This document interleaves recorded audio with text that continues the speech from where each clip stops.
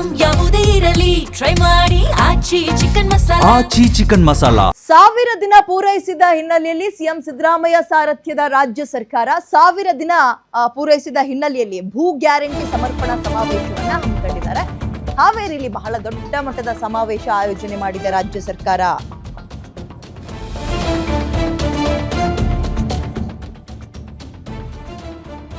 CM DCM ಸೇರಿದಂತೆ ಸಂಪುಟ ಸಚಿವರ ದಂಡು ಈಗ ಹಾವೇರಿಗೆ ಹೋಗಿದೆ. ಕುರ್ಚಿ ಕಿತ್ತಾಟದ ನಡುವಲ್ಲೇ ಸರ್ಕಾರದ 1000 ದಿನಗಳ ಸಂಭ್ರಮ ಅಲ್ಲಿ ಮನೆ ಮಾಡಿದೆ ಹಾವೇರಿ ಸುತ್ತಮುತ್ತಲ 8 ಜಿಲ್ಲೆಗಳ ಲಕ್ಷಾಂತರ ಜನ ಸಮಾವೇಶಕ್ಕೆ ಬಂದಿದ್ದಾರೆ. ರಾಜ್ಯಾದ್ಯಂತ 1 ಲಕ್ಷಕ್ಕೂ ಹೆಚ್ಚು ಫಲಾನುಭವಿಗಳಿಗೆ ಇವತ್ತು ಹಕ್ಕು ಪತ್ರವನ್ನ ವಿತರಿಸಲಾಗುತ್ತೆ. ಈ ಮೂಲಕ 6ನೇ ಗ್ಯಾರಂಟಿ ಅನುಷ್ಠಾನಕ್ಕೆ ರಾಜ್ಯ ಸರ್ಕಾರ ಚಾಲನೆಯನ್ನ ಕೊಡ್ತಾ ಇದೆ.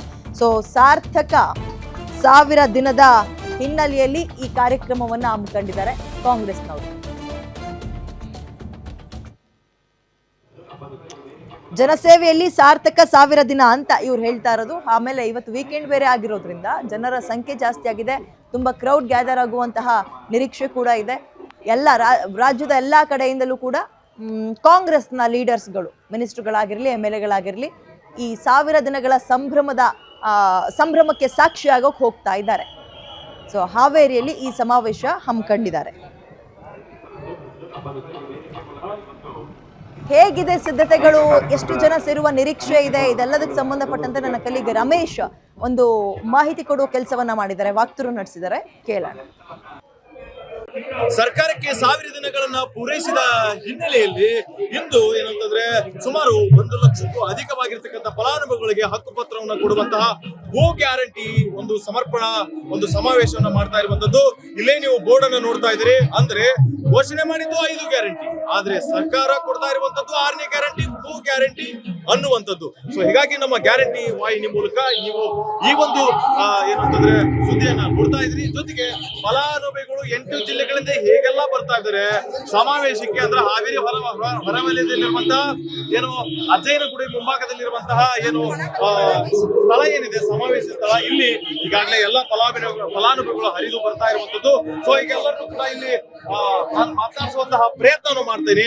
ಸೊ ಅವ್ರಿಗೆ ಇಲ್ಲಿ ತನಕನೂ ಕೂಡ ಏನಂತಂದ್ರೆ ವಾಸ ಮಾಡ್ತಾ ಇದಾರೆ, ಆದ್ರೆ ಹಕ್ಕು ಪತ್ರ ಇರಲಿಲ್ಲ.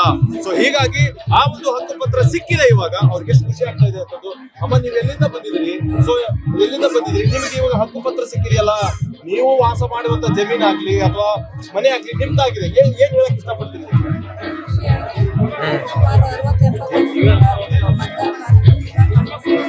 ಹಾ ಹೌದ್ರಾ? ಎಲ್ಲಿಂದ ಬಂದಿರಮ್ಮ? ಓಕೆ ಅಮ್ಮ, ಈಗ ನೀವೆಲ್ಲಿಂದ ಬಂದಿದ್ದೀರಮ್ಮ? ನೀವು ಹೊನ್ನಾಳಿಂದ ಬಂದಿದ್ದೀರಾ? ಸೊ ನಿಮ್ಗೆ ಎಷ್ಟು ಸಂತೋಷ ಆಗ್ತಾ ಇದೆ? ₹1 ಇವಾಗ ಕೊಡ್ಬೇಕಂದ್ರೂ ತುಂಬಾ ಯೋಚನೆ ಮಾಡ್ತಾರೆ. ಅಂದ್ರೆ ₹1 ಖರ್ಚಿಂದ ನಿಮಗೆ ಈ ಸೊತ್ತು ಮಾಡಿ ಎಲ್ಲ ಹಕ್ಕು ಪತ್ರ ಕೊಡ್ತಾ ಇದ್ರೆ ಎಷ್ಟು ಖುಷಿ ಆಗ್ತಾ ಇದೆ? ಇವಾಗೆಲ್ಲ ಮಾಲೀಕರಾಗಿರಿ ನೀವು. ಹಾ, ಸೊ ನಿಮ್ಮ ಮನೆಯವರೆಲ್ಲ ಏನಂದ್ರಮ್ಮ?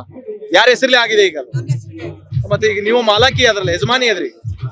ಹಾ, ಸಂತೋಷ ಆಗ್ತಿದೆಯಮ್ಮ? ಓಕೆ, ನಿಮಗೆ ಎಷ್ಟು ಆಗ್ತಿದೆಯಮ್ಮ? ಹಾ ಹಾ, ಎಷ್ಟು ಅಲ್ದಿದ್ರಮ್ಮ ಹಿಂದೆ? ಹಾ, ಇವಾಗ ಮನೆಗೆ ಬಂದ ತಕ್ಷಣ ಯಜಮಾನ್ರಿರ್ತಾರೆ. ಮನೆ ನಿಮ್ಮ ಹೆಸರಲ್ಲಿ ಆಯ್ತು, ಸಂತೋಷ. ನಿಮ್ಮ ಯಜಮಾನ್ರು ಏನಂದ್ರು? ಹಾ, ಸಂತೋಷ ಆಯ್ತಲ್ಲಮ್ಮ.